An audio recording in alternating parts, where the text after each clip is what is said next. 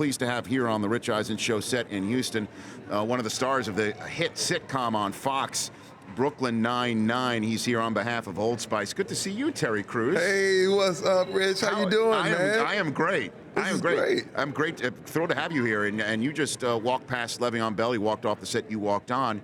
I mean, you are a large man, and he's bigger than you. Oh yeah. Just to give people a sense of what comes downhill when Le'Veon Bell is coming out of the Steelers' backfield. He's gigantic. You know what? It's funny. When I retired from the NFL, I told everybody it will never get better than this. I mean, I retired in '97, and I was like, this is it. This is the best, and they're way better. They are. Yes. I'm trying to say, looking at him, and I'm going, man, I would have never been able to make it in the NFL. This is why I'm glad I am pumping up the new hardest working collection from Old Spice Hydro Wash. This is a better move for me. You know what I mean? That's it. Well, you're not getting hit, on the set of Brooklyn Nine-Nine. Not at all. Joe Latrulio's not coming to keep your head on a swivel. Exactly.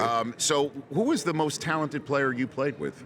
Oh my God, there were so many. NFL? I mean, I remember playing against Barry Sanders. I backed up Ken Harvey when I was on the Washington Redskins, and he was probably pound for pound. He was a 225-pound linebacker that I used to watch pick up 400-pound men and slam them on their backs. Kidding. It was unreal. And so the talent thing is really crazy, but it was funny. We never got to win. I never got to go to a Super Bowl. I was in one playoff game when I was with the Eagles. And I ended the NFL really on a sad note. You never want your career to end. You just don't. And it was a hard thing. I think the transition was the hardest thing for me. Yeah, I mean, because a lot of guys don't know what they're going to do with the next step when it's all over. And on average, it's a 4-year career. I mean, let's put it this way. Not everyone could be Strahan walking off the field. Exactly. Right? And he's pretty much set the standard, the gold standard of what you can do when Definitely. you walk off the field. Listen, I remember when Mike was retiring, even he didn't know. I mean, he was having a problem trying to figure out which way to go. He was acting. He was also doing commentating. Yeah, he tried a sitcom. He had his own sitcom, and it didn't work. So he was still a little bit of in a flux. But that's the thing. It's just when you spend your whole life becoming an NFL player, and it's bound to end. I mean, you don't know when it's gonna end, but it's gonna happen. And it's the hardest thing to actually figure out what are you gonna do next. Did you lay a glove on Barry Sanders? Not a glove. I watched him go by. I was like, hey. By the way, that's not a bad memory. I remember almost sacking John Elway. I was at the last second. I had a lot of those almost moments. I was like, I was right there. So is it true you went to the Rhine Fire too? Yes, I did. I played in Germany in the World Football League. In between my stint with the Chargers and the Redskins, I was one of the few people to make it back into the NFL after playing in the World League. So it was a really special time. Listen, 6 teams in 7 years. I was all over the place. A lot of cups of coffee. Oh my God, lots. And I was with a wife and 2 kids at the time. Get out of here. And we had to make it, man. And it got me ready for Hollywood, I'll tell you that. How so? Just because when the audition process, you just start to learn that if you keep going, eventually you'll keep making it. Like, I never quit.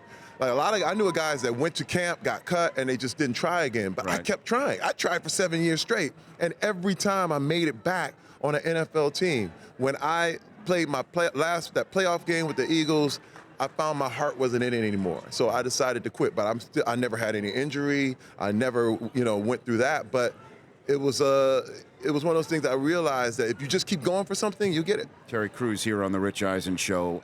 So what was your first acting gig? Wow, the first thing I ever did was a TV show called Battle Dome, which was like American Gladiators on steroids. We were literally pounding people, and it was a mix of wrestling and the whole thing, but it was grand theater.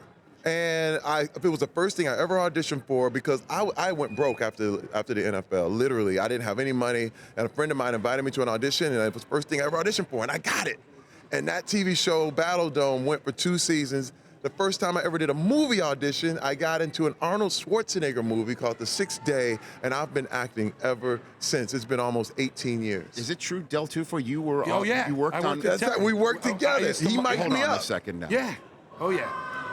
First thing. I mean, we got Forrest Gump. Forrest Gump. Forrest Gump.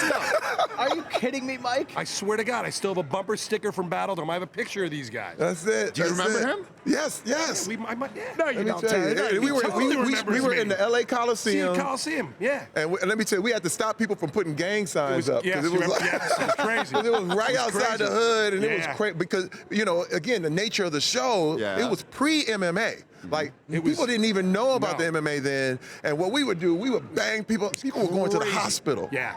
It was crazy. It was like Lots of blood. It was kind of like the American Ninja Warrior too, a little, where you had to do these skill things where these guys would like hit you. Well, it's Like, imagine American Ninja Warrior and somebody kicking you the whole time. Yeah. So how many mics got broken? Oh, all the time. Yep. All the time. Oh, yeah. We had guys. The best part about my job, though, was miking up the girls, the ladies. Hang on. I mean, They had eye candy. do for there. your They did. I mean, I wasn't, when Terry came up, I was like, Terry, real quick, and put your mic on. The hot lady came up, boom. Now He didn't like my heavage. He didn't like all the heavage. yeah, the heavage. He was like, I'm not touching that. I'm not touching it. How in the hell do you do that with your pecs, You know what? Terry? It's magic, baby. It's magic. See, Old Spice.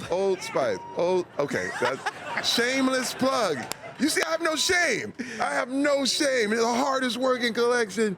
It's a Steel Courage. I'm wearing Steel Courage right now. So it's called what is it called? Smell Legendary? Yeah, Is that what it smell legendary. Smell Legendary. You must smell legendary. I smell awesome right now. I'm sitting too far away from you to actually figure that out.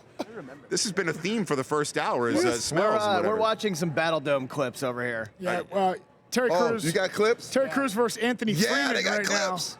It's an epic battle going down on the circular spinning item. Oh, yeah, that's so the wheel. I remember that show. It was awesome. So what do we have here on the corner? Oh, of the well, desk of the again, Old Spice? this is the hardest working collection from Old Spice. They got a brand new deal, Hydro Wash right now. A Hydro It's Wash. really incredible. Let me tell you, my relationship with Old Spice Goes is back like, years, right? It's better than the relationship with my wife. I'm telling you that right now. We were made for each other. You know what I mean? The quirkiness, the weirdness, who we are, we were made for each other, and it's just one of the best things I've ever done in my career. So you're saying your marriage is not smelling?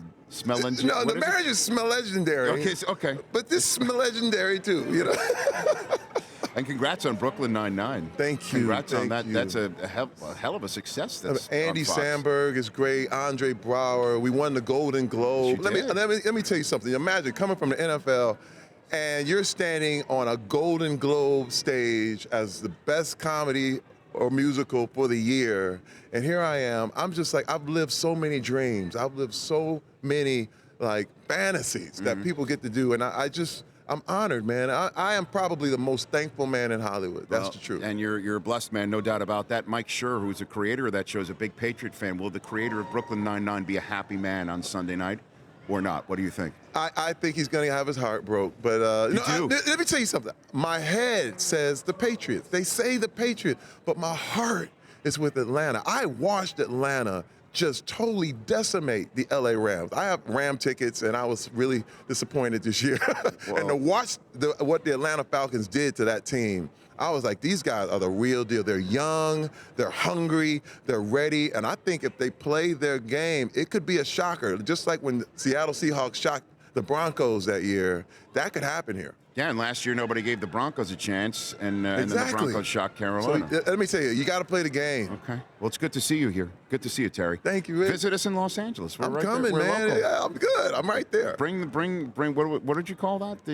What'd you do with the pets? The Old Spice. The Old Spice. Yeah, bring I'm that. bringing the peck poppin'. I'm bringing the peck poppin'. Terry Crews right here. Papa Peck. The Rich Eisen Show, weekdays at noon Eastern on Audience.